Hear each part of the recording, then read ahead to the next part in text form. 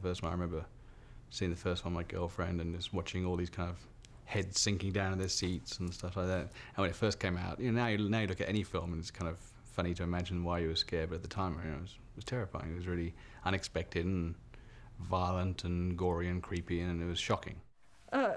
When it came to developing Nightmare 5, and I was involved in the very early development process, and then I was asked to go produce Crybaby, and I just said to them, I'd just done Nightmare 3 and Nightmare 4 in a row in this 2-year process, and I just said, I am so burned out, you've got to get somebody else to do this. And they ended up hiring Rupert Harvey, who happens to be my husband.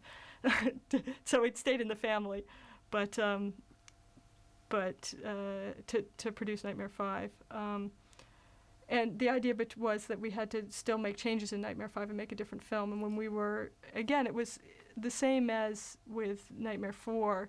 When I saw Steve Hopkins' first film, I thought, God, there's a real vision here. And he came in with a very strong art director's point of view to sell himself for the film. He came in with these incredible Gothic drawings of where the dream world should go, which was his presentation because he wanted to direct the film. And they were incredibly impressive. And I think he probably got the shortest shrift in terms of the series because there was the least amount of time and probably the worst concept to go with Freddy's Baby. Really, I mean, the excitement for Craig and for myself about doing a Nightmare on Elm Street film about dealing with Freddy was dealing with the unconscious and the whole the collective unconscious. Somehow, here's this guy, he's sneaking in through your dreams. Now, where do dreams come from? They come from the collective unconscious. It's like the mind of God, and Freddy's like this oil slick on the dream pool. There's this evil black miasma that's kind of floating there, and he can sink into anybody's head. He can get into anybody's head just by being there. He's this eternal, awful thing. And if you buy into that idea, that sort of psychological concept, then who would be most in touch with that but an unborn child, who for 9 months is in a perpetual dreamscape. They're just dreaming constantly. Freddy has established himself as being like, he's the guy who sneaks in through the back door of perception. He comes crawling in up through your subconscious and does the nasty on you. So I wanted to play with that, like that door swings both ways. If Freddy can come in, we can go out and we can go into his world. Now with Freddy, because he was already dead, because he had already kind of joined the pantheon of the Eternals, it made sense. I just wanted to get a lock on where he was, and how do you get there, which was what the dream pool was all about, and her diving into her own dreams until she found him.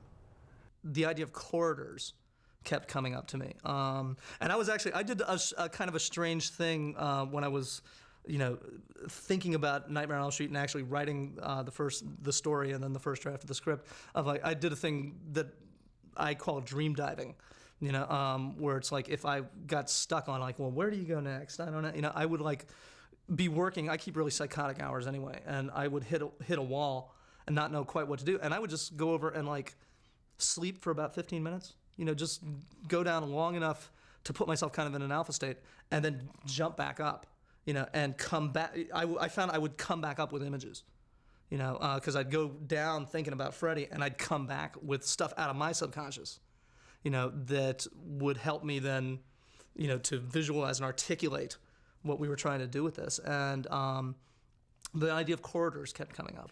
Throughout the series, there is these tubes, these vagina-like tubes that Freddy seems to be sucked into and go through, or people seem to be going through.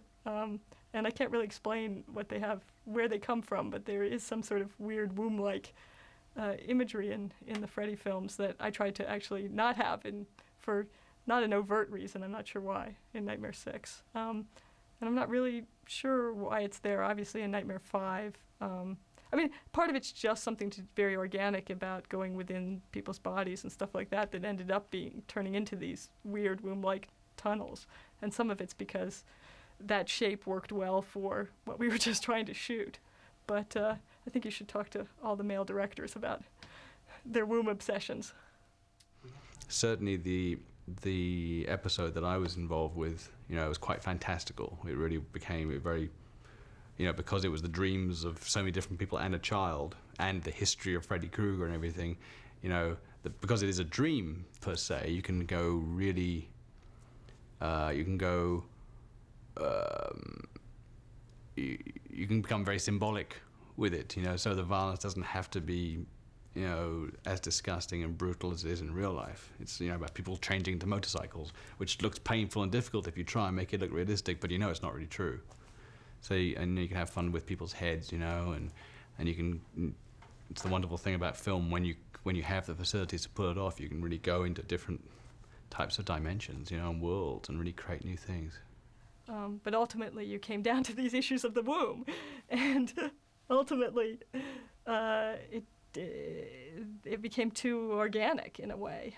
I mean, physically organic, that the audience just doesn't want to see. They don't want to see the baby in the womb. They don't want to. I mean, you know, as a teenager, it's either too close to home because you've got your 16-year-old girlfriend pregnant, or you're the pregnant 16-year-old girl, or it's so far from anything you're ever thinking about or ever want to think about, because you ain't getting pregnant till you're 40, that it's just not something that was right for the teenage audience at that time.